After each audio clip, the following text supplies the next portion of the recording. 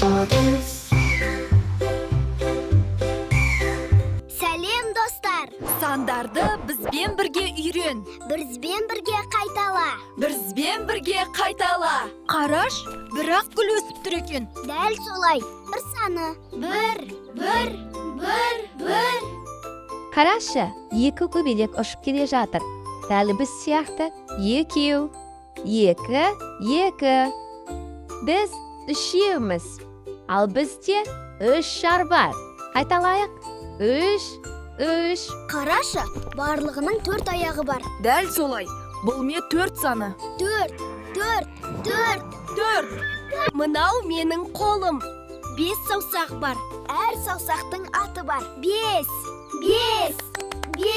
Қараш, себетте 6 алма жатыр. Әр қайсымызға 3-ден жетеді. 6.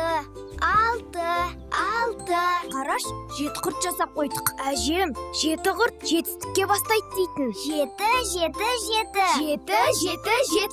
Әже бүгін тойға 8 орамал дайындап қойды. Бәрі әдемі, 8-і де ерекше. 8. Әже 9 тары қойды.